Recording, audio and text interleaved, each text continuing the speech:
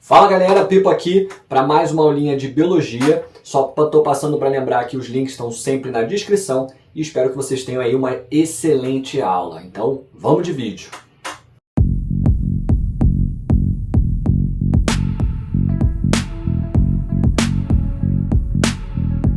Tema de hoje, então, reprodução, aula 3. A gente vai falar sobre a reprodução humana, tá? Então, eu quero começar essa aula falando sobre alguns conceitos importantes, que são conceitos que a gente acaba trabalhando sempre quando a gente fala de reprodução e muitas vezes vocês não sabem o que realmente representa cada uma dessas palavrinhas. Por exemplo, o conceito de puberdade. A puberdade é um período, tá? É um momento de vida do indivíduo no qual a gente vai ter uma aceleração da produção do hormônio chamado de GNRH, é um hormônio produzido no hipotálamo que estimula os hormônios chamados de gonadotróficos.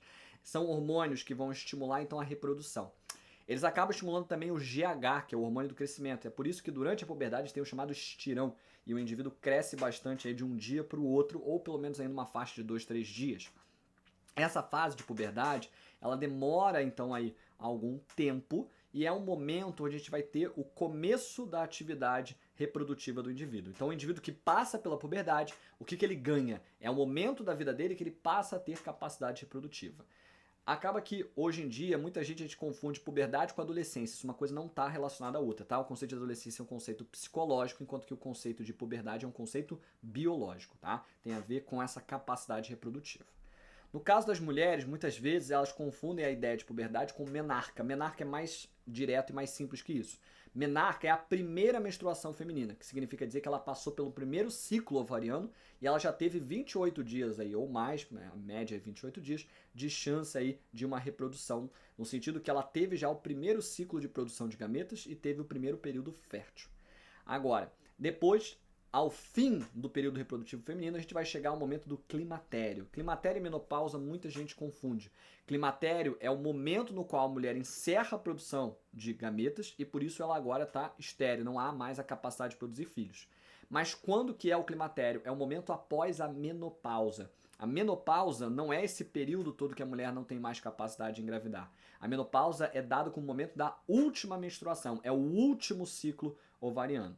Só que a menopausa, ela não necessariamente é uma última, assim por se dizer, porque a gente acaba que tem as últimas menstruações são um pouco irregulares.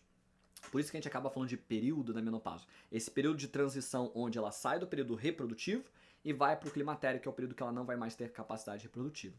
Essa etapa ela não acompanha só uma incapacidade reprodutiva, ela acompanha uma série de flutuações hormonais que podem acabar levando, primeiro, uma redução da produção de estrogênio, e essa redução da produção de estrogênio gera vários outros sintomas. A gente pode ver sensação de calor extremo, uma mudança de humor muito rápida, e a gente ainda pode ter a perda de massa óssea, porque o estrogênio acaba estimulando aí a deposição óssea, e por isso a gente pode acabar tendo um fenômeno que é conhecido como osteoporose, que é mais comum em mulheres, tá? Porque esse hormônio, ele acaba reduzindo a atividade dos osteoclastos. Então, em vez da gente ter a retirada constante de cálcio dos ossos, a mulher mantém ali, ou seja, mantém a deposição óssea. Com a falta desse hormônio, porque ele vai estar reduzido durante esse período aí de climatério, a mulher pode acabar tendo cada vez mais espaços na matriz óssea. E isso pode provocar, inclusive, danos seríssimos como o rompimento ali da cabeça do fêmur, que pode provocar uma lesão séria. É por isso que as mulheres, quando passam por essa fase de menopausa, elas precisam consultar o ginecologista para ver talvez a necessidade de uma reposição hormonal, porque elas não podem ter as consequências disso. Não vai voltar a ter capacidade reprodutiva, mas pelo menos não vai ter esses sintomas consequentes aí dessa etapa de menopausa, que é a última menstruação. E a gente tem o período fértil. Por favor, não confundir período fértil com período reprodutivo. O período reprodutivo vai ali do momento da puberdade até a menopausa, no caso das mulheres, ou no caso até a andropausa, no caso dos homens, que é o momento que ele pode gerar filhos. Período fértil é o momento, no caso das mulheres, mais especificamente, onde a fecundação é viável. Homens sempre estão no período reprodutivo e sempre estão férteis, porque o espermatozoide ele vai poder ser produzido a qualquer momento. Mas as mulheres vão ter um período nesse ciclo ovariano, nesse ciclo menstrual, em que o ovócito 2, né, o gameta feminino, vai ser capaz de ser fecundado, porque ele vai estar na posição adequada e logo depois ele acaba sendo consumido pela própria fêmea, caso não haja fecundação. Esse período ele pode durar aí numa média de 48 horas, 72 horas, varia um pouquinho de livro para livro, tá? Mas não passa muito mais do que 5 dias a 6 dias de período fértil dentro de um ciclo ovariano. A gente vai falar mais sobre isso, tá? Esse período ele é caracterizado pelo momento que o ovócito está disponível, então uma vez produzido ele vai durar mais ou menos aí 3 dias depois disponível para que ele possa receber o gameta masculino. E o espermatozoide também teria que estar lá. Então o espermatozoide ele consegue até esperar 48 horas em média a chegada do gameta feminino. Então em tese seria o período assim mais ou menos 2 dias antes da ovulação. Então o espermatozoide chega lá e espera. E 3 dias depois da ovulação, que é o tempo que o ovócito 2 fica lá esperando a chegada de um espermatozoide. Mas novamente, o tempo aqui, fiquem tranquilos, não tenta pensar um dia só, pensa sempre que é sempre um pouco antes e um pouco depois da ovulação. Nunca pensa em datas exatas, porque isso varia muito de livro para livro. E só deixar claro, o que é a TPM, que muita gente pergunta, né? É a tensão pré-menstrual. No momento em que o ciclo está terminando e vai vir uma menstruação no começo do ciclo seguinte, a mulher tem uma queda hormonal. Essa queda hormonal pode provocar flutuações no humor e pode provocar o que a gente chama dessa tensão pré-menstrual. Isso geralmente vem acompanhada de alterações físicas no corpo da mulher, o que pode causar um certo incômodo, mas principalmente são alterações comportamentais e pode vir acompanhado da chatíssima cólica pré-menstrual, que são dores por causa da ação do miométrio que a gente comentou lá na aula 1 de reprodução. Agora, vamos lá falar do ciclo em si, que é o ponto que mais é cobrado em vestibular quando a gente fala de reprodução. Para começo de conversa, esse ciclo, então ele é um ciclo de mais ou menos 28 dias, tá? Varia de mulher para mulher, cada mulher é diferente, então a gente vai ter flutuações, mas em média a gente vai ver essa quantidade aí que fica muito próximo de um tempo de um mês. E ele vai ter aí momentos chaves que a gente precisa conhecer. O dia 1 é o primeiro dia da menstruação. Então o ciclo, ele acabou sendo conhecido como ciclo menstrual porque ele inicia-se com a menstruação. O termo mais correto, biologicamente falando, seria ciclo ovariano, porque é o ciclo que vai manifestar as transformações e alterações no ovário. Depois, a gente tem a menstruação que pode acontecer de 2 a 5 até 7 dias. Quando passa de 7 dias já é um pouco irregular. É bom que a mulher frequente o ginecologista para entender o que está acontecendo. Depois a gente tem um outro dia muito importante que é o dia 14. Lembrando, a gente está falando de uma média de 28, então próximo ao dia 14 a gente vai ter o dia da ovulação. Liberação do gameta feminino por parte do ovário em direção à tuba uterina. E depois, o dia 28 é o último dia. Aqui seria o dia anterior à próxima menstruação. A gente tem outras coisas a deixar bem claro em relação a esse ciclo. Primeiro, o período fértil, como a gente falou, uns dias antes e uns dias depois da ovulação.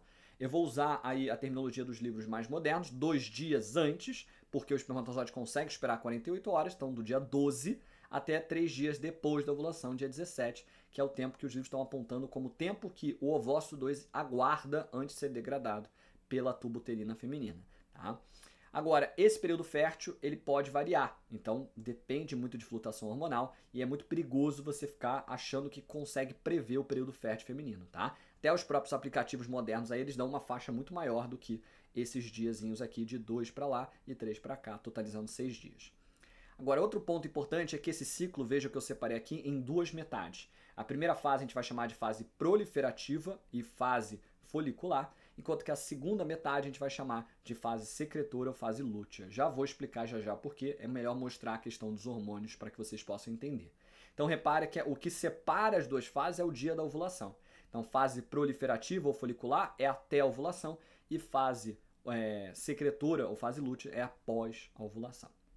Agora, como eu falei, a ideia de ciclo ovariano vem de transformações que acontecem no ovário. Então eu quero que vocês entendam que isso aqui em azul é o ovário e a gente está vendo como se fosse um time-lapse da mudança do que está rolando no ovário.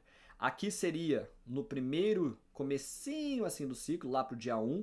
Depois a gente vai ter 2, 3, 4, a gente vai fazendo essa sequência aqui, tá? Então esse aqui é o começo do ciclo, ele vai girando aqui sentido horário, até chegar aqui no corpo albicans, que seria o final do ciclo ovariano, lá próximo do dia 24, 26 do ciclo que a gente conhece como ciclo menstrual. Primeiro, a gente tem aqui folículos primários. O que é um folículo ovariano?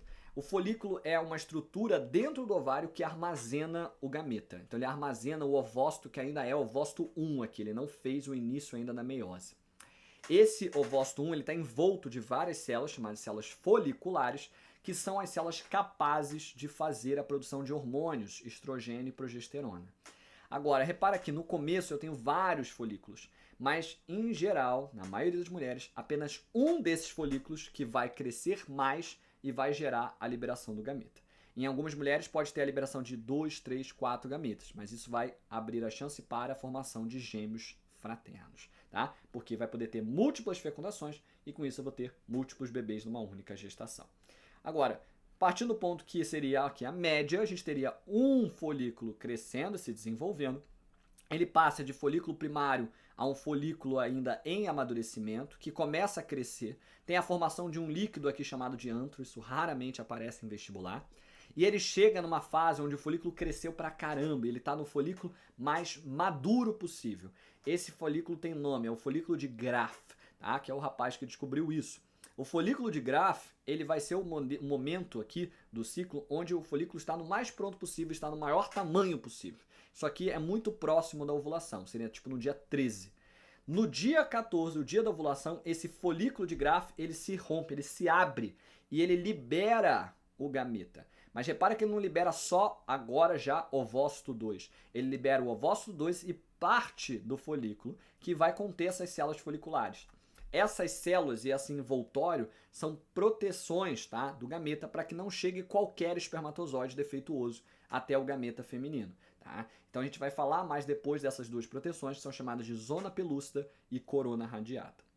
E repara que tem uma parte do folículo que sobra, que fica aqui no ovário. Essa região ela vai se transformar no que a gente chama do pós-folículo, pós-ovulatório, que a gente vai passar a chamar de corpo lúteo. O corpo lúteo ele continua com a mesma função que as células foliculares tinham, produção de hormônios, estrogênio e progesterona. Tá? E ele continua assim por alguns dias, botaria do 14º dia até mais ou menos o 23º dia, e até esse momento a gente já sabe se houve ou não houve a gravidez, se houve ou não houve fecundação. Se não houver, que é isso que a gente está assumindo aqui, que seria um ciclo que vai se renovar, a gente vai ter esse corpo lúteo diminuindo de tamanho pouco a pouco, formando esse corpo que a gente chama de albicans, que ele é branco, e ele vai ser degradado pouco a pouco e a gente vai ter o início de um novo ciclo. Como assim início de novo ciclo? Aí um novo folículo primário cresce, cresce, cresce, vai ovular e aí vai. E por isso que a gente chama isso de ciclo, porque ele vai ser cíclico, ele vai continuar fazendo até que haja uma gravidez. Agora, repara de novo aqui no nome. Por que o nome fase folicular ou fase lútea? A resposta está aqui. A fase até a ovulação é chamada de fase folicular porque quem está presente no ovário é o folículo. O folículo é as células foliculares junto do gameta. Agora, após ovulação, a gente tem a liberação do gameta e o que sobra são só as células foliculares. E aí essas células foliculares mudam de nome e essa estrutura passa a chamar corpo lúteo. Por isso, após o 14º dia, após a ovulação, a gente vai chamar essa estrutura de corpo lúteo e por isso a gente vai chamar essa fase de fase lútea. Tá?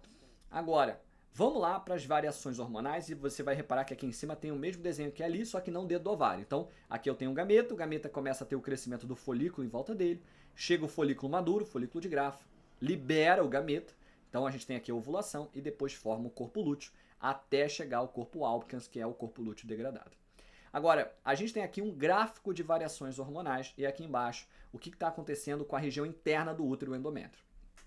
O que você precisa entender desses gráficos? Se você olhar para esse do slide e esse para aqui que está no caderno, já são diferentes. Observe que realmente tem sempre pequenas diferenças. Mas o que não vai sempre ser diferente é que sempre a gente vai ter que contar os picos, ou seja, onde a gente tem um crescimento. Mesmo que discreto, como esse aqui em verdinho do FSH. Então a gente vai estudar o ciclo ovariano ao longo do ciclo, ou seja, numa data, num dia após dia. E a gente vai ver quais são os hormônios que têm a sua atuação sendo mais presente em cada momento. Repare que eu sempre tenho os 4 hormônios em todos os dias do ciclo. A questão toda é que o hormônio está sempre sendo produzido, mas ele vai ter a sua atuação quando a gente tem um pico de atividade. Ou seja, começa a ter um crescimento na sua produção. E olhando para esse gráfico, qual é o hormônio que tem a sua primeiríssima atividade? Ou seja, qual é o primeiro a ter atividade propriamente dito? Vai ser o hormônio conhecido como FSH. Eu vou deixar aqui o slide para mostrar justamente a ordem para vocês. O FSH ele vai ser o primeiro hormônio a ser produzido e olha o nome dele. FSH vem de hormônio folículo estimulante. Obviamente vem do inglês Follicle Stimulant Hormone. O hormônio folículo estimulante tem qual função? Estimular o crescimento do folículo. Então, ele vai mostrar aqui que após esse crescimento, o que está acontecendo com o meu folículo? Ele cresce em tamanho porque está havendo várias mitoses sucessivas, produzindo cada vez mais células foliculares. Além disso, ele vai provocar um deslocamento. Lembra aqui em cima, ó, que o folículo ele sai aqui da beiradinha mais distante e fica mais próximo da tuba uterina. E aí, por isso, a gente vai ter uma modificação de posição para que depois ele possa liberar esse gameta. Além disso, a gente vai acabar tendo de uma forma indireta, tem gente que chama isso de forma direta, eu acho uma forma indireta, mas não é um feedback, por se dizer, a gente vai ter a produção do estrogênio aumentando. Porque quem produz o estrogênio são as células foliculares. Então, como o hormônio folículo estimulante estimula o crescimento do folículo e ter mais células, eu vou ter mais células produzindo estrogênio. Então, o que acontece? Ó, o gráfico aqui do estrogênio, com o nível de estrogênio. Ele é o segundo a crescer. Ele tem um pico de atividade que é muito próximo ao dia da ovulação. Vocês vão ver que nesse gráfico é a mesma coisa, esse aqui em cinzinha. Ó. Ele vai crescendo, mas o pico em si é muito próximo ao dia 14. Qual é a função do estrogênio? Repara que ele cresce gradualmente e ele atinge níveis muito altos. A função do estrogênio é estimular o aumento do endométrio. Tá? De uma forma indireta, ele acaba também estimulando o próprio FSH. É bem direto aqui, tá? Porque o estrogênio ele aumenta o número de receptores de FSH. Então, com isso, eu vou ter mais FSH chegando lá para que haja maior produção de estrogênio. A ideia é que ele vai se autoestimular para produzir mais estrogênio ainda, para esse endométrio crescer bastante. Então, veja que à medida que o estrogênio cresce aqui, o que acontece com o endométrio? Ele cresce também. Agora, você pode dizer, ué, mas o endométrio diminuiu nos primeiros dias. Por quê? Qual é o marco do dia 1 do ciclo ovariano? É a menstruação. Então, nos primeiros dias do ciclo ovariano, a gente tem a descamação do endométrio que foi criado no ciclo passado. Repara que aqui eu também estou colocando pós-gráfico. O que tem depois do dia 28 aqui? É o dia 1 do próximo ciclo. O que a gente está vendo? A descamação, a menstruação. Então, essa queda aqui é a menstruação propriamente dita, tá bom? Agora, vamos lá. Voltando para o estrogênio em si. Ele estimula, então, o crescimento e o chamado espessamento do endométrio. Agora, de início, ele vai estimulando cada vez mais estrogênio, porque ele bota mais receptores de FSH lá nas células foliculares, então eu tenho mais estrogênio. Só que chega uma hora que tem muito estrogênio. Esse pico de estrogênio acaba inibindo o FSH. E ao inibir o FSH, a gente tem agora o estímulo de um outro hormônio que é produzido lá na hipófise, que é o LH. E aqui eu quero parar um momento e deixar isso bem claro. A gente está falando desses hormônios, mas a gente não está entendendo posição. E aí eu quero parar um segundinho. Aonde são produzidos cada um desses hormônios? O FSH e o LH, lembra do Hzinho que aparece, são produzidos na hipófise, na região da cabeça. E eles são hormônios que acabam estimulando a ação do ovário, que aí fica na região do quadril, que vai produzir estrogênio e progesterona. Quem que produz estrogênio e progesterona mesmo? É o folículo lá e o corpo lúteo, que estão dentro do ovário. Então repara uma coisa. Quando eu falo que o estrogênio de início ele acaba aumentando a atividade do FSH, é porque ele bota mais receptores, e aí tem mais estrogênio.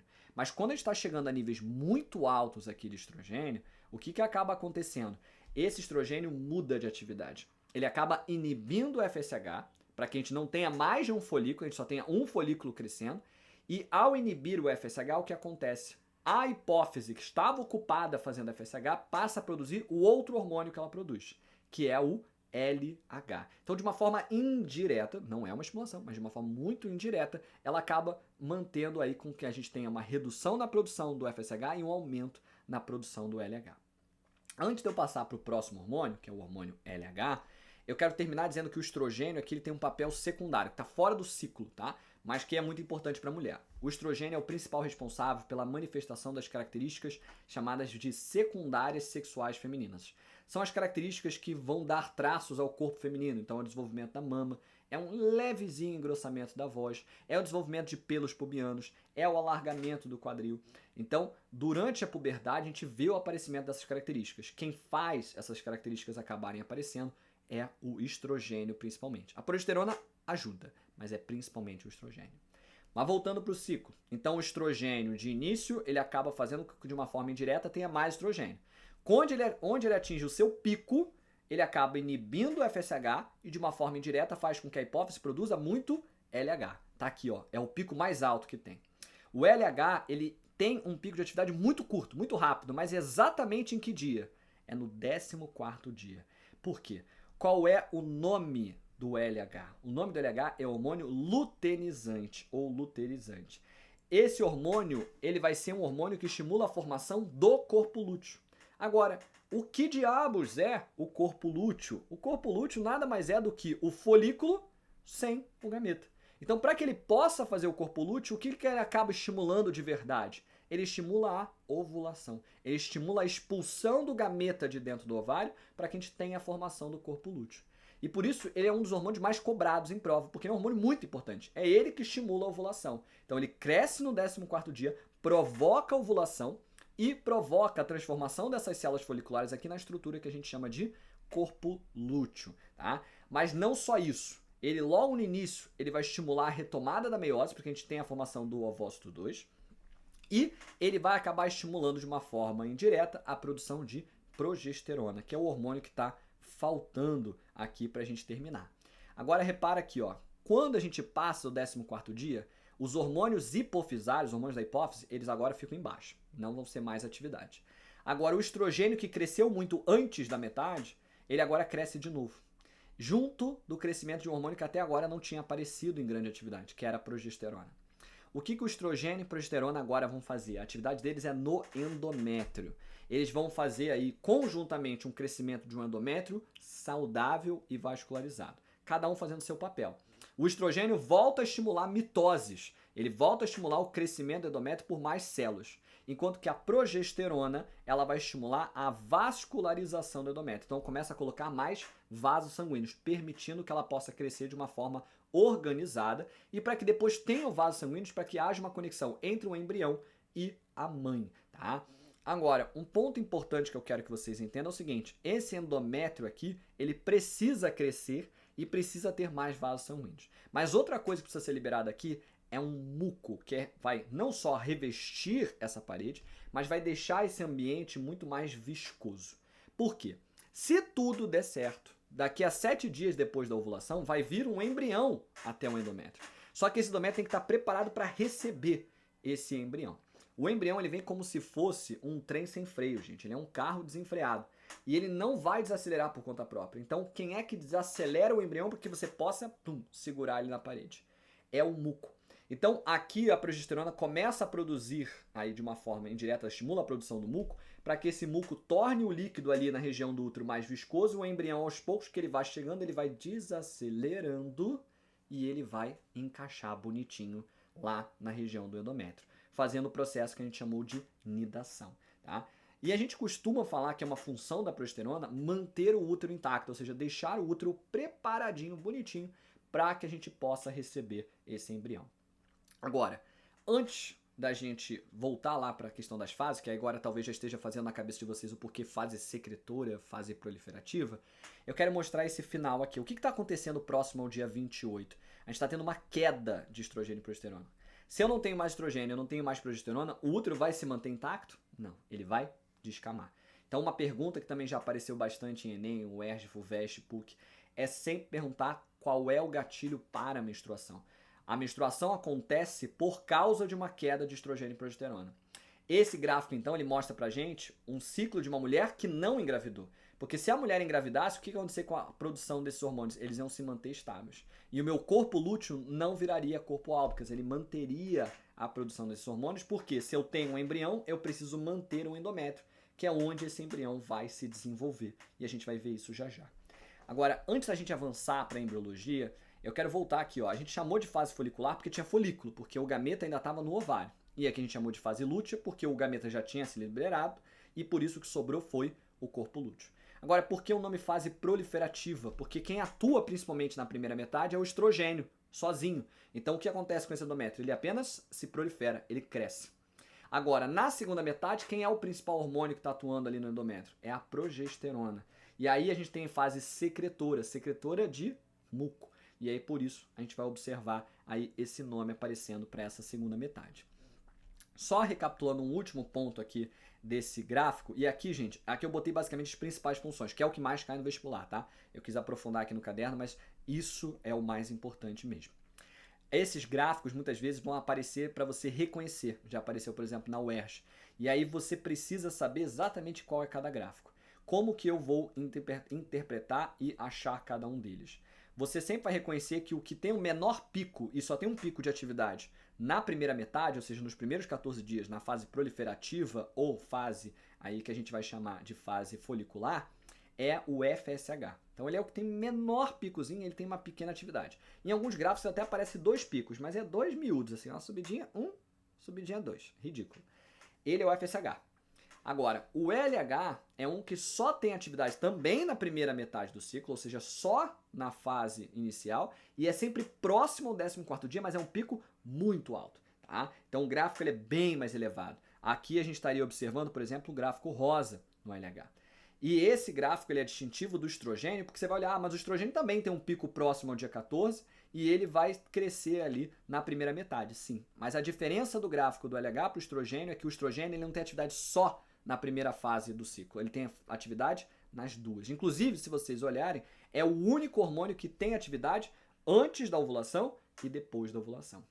E a progesterona eu sempre acho mais fácil identificar, porque é a única que tem atividade posteriormente à ovulação, só posteriormente à ovulação, tá bom? Agora, vamos seguir. Antes da gente passar para a fecundação, que seria o objetivo ali do ciclo ovariano, a gente tem que falar um pouquinho do que aconteceria no homem. O homem tem essas flutuações todas? Não, não tem, tá? O homem, ele vai ter concentrações de LH muito constantes e esse LH, lembrar que ele vai acabar estimulando aquela célula que a gente falou lá na aula 1, célula de Leydig, que vai estimular a produção de testosterona. Enquanto que o FSH, ele vai estimular de uma forma mais direta a produção de gametas, tá? Então o FSH acaba estimulando a atividade das duas, tá? Célula de Leydig, célula de Sertoli. Acaba que estimula as duas porque o FSH estimula a célula de Sertoli para que vá nutrir os embriões e vai estimular a célula de Leydig para que a célula de Leydig produza mais testosterona e com isso você vai ter a maior atividade da gametogênese, tá bom? Agora vamos lá. Fecundação. Fecundação seria o evento de encontro dos gametas. Onde isso vai acontecer? Acontece na tuba uterina. A gente vai encontrar aí um espermatozoide chegando próximo de um ovócito 2 e a gente vai lembrar que no momento que ele toca, esse momento aqui, tá? A gente vai ter a transformação do ovócito 2 em óvulo, finalizando aquela meiose. Mas vamos por etapas. O que está rolando aqui para que a gente possa ter a fecundação? O espermatozoide, quando ele chega aqui próximo ao gameta feminino, ele encontra duas barreiras. Aqui em vermelho, a corona radiata, aqui em laranja, a zona pelúcida. A corona radiata são células foliculares. E como é que ele passa por elas? Ele basicamente vai bater o flagelo e ficar batendo, e ele meio que expulsa as células para o lado e ele vai passando pelos espacinhos que ele cria. Mais simples, mas já é o primeiro teste. Se o flagelo estiver com problema, vai conseguir chegar e fazer a fecundação? Não vai. Agora, quando ele chega aqui na zona pelúcida, o trabalho é um pouco mais difícil. Aí ele vai usar aquela estrutura que a gente falou que era o complexo de Golgi modificado, que é o acrossomo. O acrossomo libera uma enzima chamada de hialuronidase, que vai acabar degradando essa região da zona pelúcida. Isso aqui é muito importante, porque isso aqui é muito específico da nossa espécie. Cada espécie tem uma proteína de zona pelúcida diferente e cada espermatozoide de uma determinada espécie tem uma enzima hialuronidase diferente. Então é por isso que gametas de espécies diferentes muitas vezes não conseguem gerar um gameta, mesmo em laboratório, porque não vai haver a passagem, tá, aqui desse espermatozoide pela zona pelúcida. Agora, beleza. Ele degradou. Quando ele degrada a parte final, ele em tese entrou aqui na região do espermatozoide. A partir desse momento, vai haver uma transformação do ovócito 2 em óvulo. E ele libera o excedente DNA no globo polar e a gente vai ter a formação desse óvulo. Esse óvulo dura milissegundos. Por quê? A partir do momento que ele degrada a zona pelúcida, ele vai empurrar para dentro o pronúcleo desse espermatozoide. Pronúcleo, o núcleo dele, ou seja, aquele 23 cromossomos que ele vai mandar para o seu filho. Só que repara que aqui é quase como se tivessem uns guardinhas, né, na entrada do óvulo. Esses guardinhas aqui são os grânulos corticais. Os grânulos corticais, eles vão ser bolsas que estão ali armazenando esses grânulos para que eles possam ser liberados caso algo rompa eles, que é a entrada do núcleo. Os grânulos corticais, quando eles são liberados, eles mudam a estrutura da zona pelúcida. Eles transformam a zona pelúcida numa outra região que é impenetrável. Ninguém mais entra. Qual é a ideia dessa reação cortical que a gente chama? É evitar o que a gente chama de polispermia, que é ter um indivíduo que não é diploide, 2N, e sim triploide, tetraploide. Eu quero que seja um espermatozoide, com um óvulo. Nunca mais de um espermatozoide, porque eu quero fazer um indivíduo que é 2N. Caso entrem 2 espermatozoides no mesmíssimo momento, isso acontece ao acaso, é bem raro, mas acontece, esse indivíduo não vai nascer, porque ele vira triploide, e aí por isso não há gravidez. Então a ideia aqui dos grânulos corticais é fechar a porta para os próximos espermatozoides, indicando que um já entrou, e é só um que precisava entrar. Agora, quando esses pronúcleos se encontram, eles vão fazer o que a gente chama de cariogamia e vão formar o nosso zigoto. Então junta 23 cromossomos do pai, 23 cromossomos da mãe. Eu faço uma célula diploide e agora eu vou chamar essa célula de zigoto. Agora repare, o que o pai colaborou aqui durante a fecundação? Apenas o núcleo. Apenas. Então as mitocôndrias, o retículo plasmático, tudo basicamente do citoplasma, quem forneceu foi a mãe. É por isso que a gente fala que a herança citoplasmática é exclusivamente feminina. Então o DNA das mitocôndrias de um indivíduo, de uma criança, é sempre inteiramente igual ao da mãe. Hoje tem pesquisas que mostram que isso pode ser um pouco diferente. Em alguns casos raríssimos pode ter mitocôndria do pai. Mas isso é muito, muito raro e exceção à regra. A nível de vestibular, você tem que saber que quem fornece as organelas, inclusive a mitocôndria e seu DNA, para o filho é somente a mãe, tá bom? E aí vamos avançar. Fecundou, formou o zigoto. Mas esse zigoto, ele ainda é muito simplesinho. Ele tem uma única célula. O que vai acontecer com ele? Ele vai começar a se multiplicar. Deixa eu dar um zoom aqui para vocês verem. Essa multiplicação vai fazendo cada vez mais células. 4 células, 8 células, 16 células. Quando ela atinge um valor de 32 a 64 células, a gente vai chamar esse embrião de mórula. É uma etapa muito importante para o estudo de células-tronco, porque nesse momento de mórula, a célula aqui em questão ela é totipotente. É uma célula-tronco que é capaz de fazer qualquer célula do indivíduo. Isso é meio óbvio de pensar aqui agora. Por quê?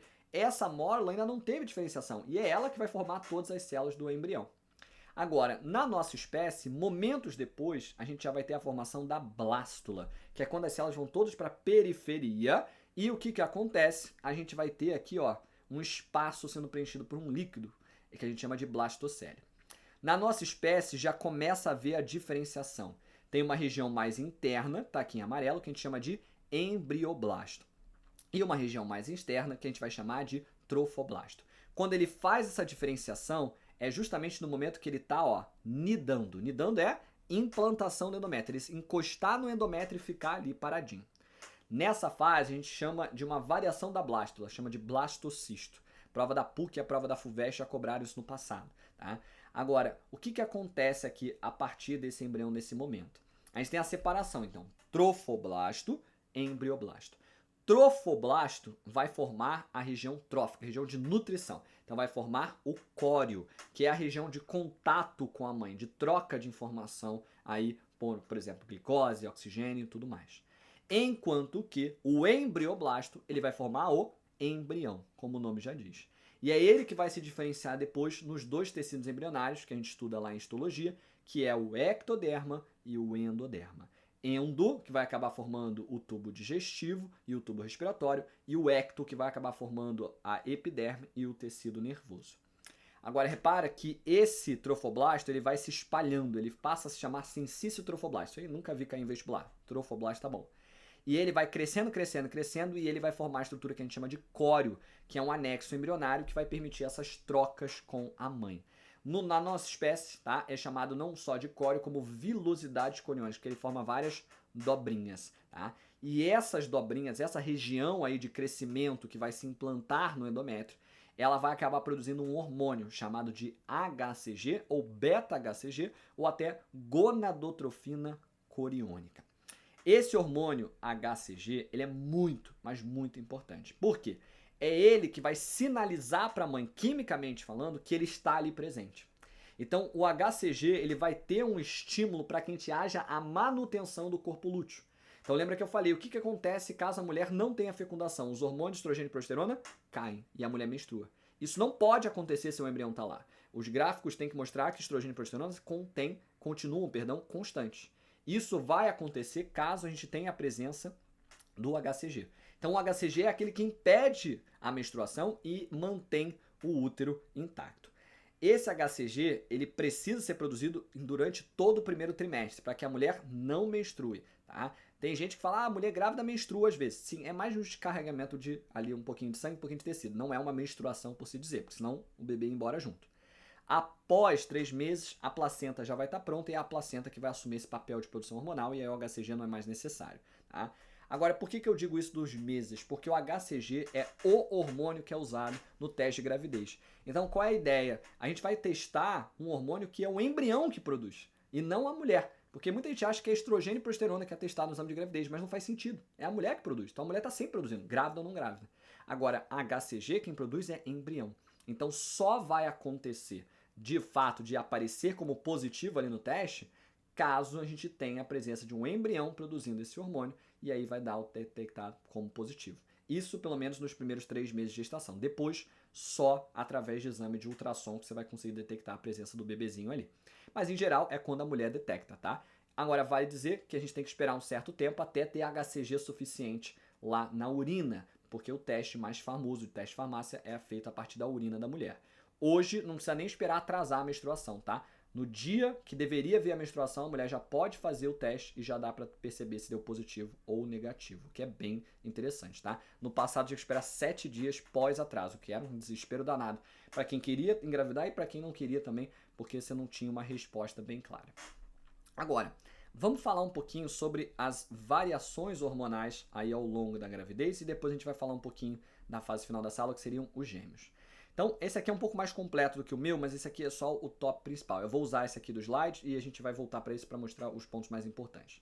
Vamos lá, os hormônios que aqui aparecem. Ó. HCG, então repara que a partir do dia 1 da gravidez, o que acontece com ele? Um pico de crescimento. Justamente para que possa sinalizar a mulher que ela está grávida e por isso ela não deve descamar o endométrio e não deve menstruar.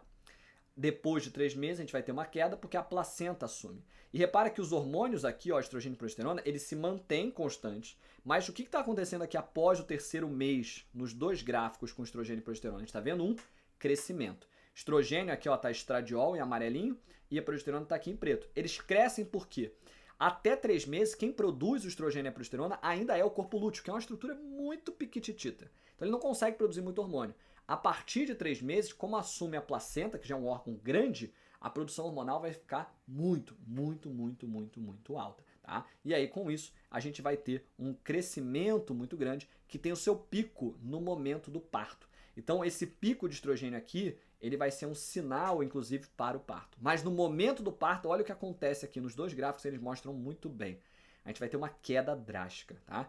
Inclusive, a gente acaba tendo casos aí de depressão pós-parto, muitas vezes associado a isso. Essa queda hormonal pode gerar flutuações aí no humor da mulher muito severos. Por isso tem que ter um acompanhamento médico e muitas vezes até de um psiquiatra pós-gravidez. Agora, é esse crescimento absurdo, esse pico aqui de estrogênio, que vai acabar estimulando a produção da ocitocina. Veja que a ocitocina, ó, ela começa a crescer um pouquinho antes do parto. Por quê? Ela vai flutuar, ela vai crescendo, e quanto mais ocitocina, maior a contração uterina na hora do parto. E aí vai ficando cada vez mais forte, cada vez mais intenso e com intervalos cada vez mais curtos para quê? Para que a mulher possa expulsar o bebê ali de dentro do seu útero e possa trazer essa criança ao mundo. E vejam que um outro hormônio que também está crescendo aqui, ó, é a prolactina. Ela começa a crescer ao longo da gravidez, é por isso que a mulher tem um crescimento de mama e já começa a produzir leite. E depois da gravidez, enquanto todos estão caindo aqui, o que a gente está vendo aqui com a prolactina? A gente vai ver uma manutenção dele alto, porque a gente mantém a produção de leite para que a mulher possa amamentar. E a ocitocina ela varia porque a ocitocina no parto ela tem a função de gerar as contrações uterinas para expulsar a criança. Mas durante o período de amamentação, ela tem a estimulação da ejeção do leite materno. Então, por isso que ela está diretamente ligada à prolactina. Lembrando que prolactina não é ejeção, e sim produção do leite materno. Tá? E só deixando claro, os 2 momentos chaves aqui seriam 9 meses e 3 meses. Né? 3 meses é a placenta pronta e 9 seria a presença aí do parto. E por fim, vamos falar de gêmeos. A gente tem 2 tipos aí de gêmeos que a gente precisa conhecer. Os gêmeos univitelinos e os gêmeos bivitelinos. Olha, eles levam outros nomes, tá? Univitelino vem da ideia, de uma única placenta. Mas eles também são chamados de monozigóticos, porque vêm a partir de um único zigoto, ou de gêmeos idênticos, porque o DNA é o mesmo, uma vez que vem do mesmo zigoto. Como é que funciona isso? Basicamente, a gente tem uma fecundação acontecendo, um espermatozoide, um óvulo, e forma um zigoto. que forma um embrião, mas por algum motivo, durante aquelas mitoses sucessivas até formar a mórula, eles formam duas massas de células, que têm exatamente o mesmo DNA, porque vem da mesmo zigoto. E aí essas duas massas de células vão formar dois indivíduos, que vão dividir a placenta. Em geral, cada um tem o seu cordão umbilical, mas a placenta é a mesma. Tá? Isso que muitas vezes os médicos e as médicas vão olhar para ver se é uma gravidez de gêmeos idênticos ou gêmeos aí fraternos. Agora, o fato mais importante que eu preciso que vocês conheçam é o seguinte: os nomes já indicam pra gente quais são as características deles. Univitelinos porque dividem a placenta, monozigóticos porque vêm de um zigoto, idênticos porque possuem o mesmo DNA. Ou seja, se é uma menina, a outra também tem que ser menina, não pode ser de sexo diferente. Já os bivitelinos, por outro lado, eles vão ser chamados também de dizigóticos ou fraternos. Bivitelinos porque cada um tem a sua placenta. Então, eles não dividem a placenta, cada um o seu cordão e a sua placenta. São dizigóticos porque vêm de zigotos diferentes. Então, aqui rolam duas fecundações. Um espermatozoide encontra um óvulo e outro espermatozoide encontra outro óvulo. Aqui a gente não sabe ainda o que causa, tá, esse tipo de gêmeo. Aqui a gente sabe. A mulher liberou mais de um gameta. Isso pode acontecer, em geral tem uma herança familiar aí. Então, mulheres que têm casos na família já pode ficar desconfiada aí da chance de ter gêmeos fraternos. Agora, esses zigotos vão se desenvolver separadamente e vão formar dois indivíduos que são diferentes em DNA. Então, se são dizigóticos e fraternos, é porque o DNA deles é diferente. Aqui pode ser de sexo diferente e eles podem ser bem diferentes entre si, tá? Eles não precisam ter muitas semelhanças. Eles são basicamente irmãos que nascem no mesmo dia. Fora isso, a semelhança para, tá? Eles são apenas irmãos que não vão ter nenhum tipo de semelhança absurda geneticamente falando.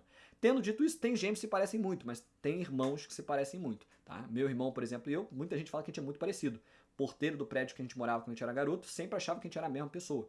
Então, assim, acontece de irmãos serem muito semelhantes, até porque os pais são o mesmo, então é a mesma mistura de DNA, mas vai ter pequenos detalhes em cada caso, tá? Agora, nos gêmeos idênticos, monozigóticos, não, exatamente igual ao genótipo. Mas desenvolvimento cognitivo, personalidade, tudo isso vai mudar caso a caso, tá bom? No mais, essa foi a aula 3, então, de reprodução. A gente vai fechar com a aula 4, falando apenas aí de métodos contraceptivos, tá bom? Até a próxima, um grande abraço e valeu!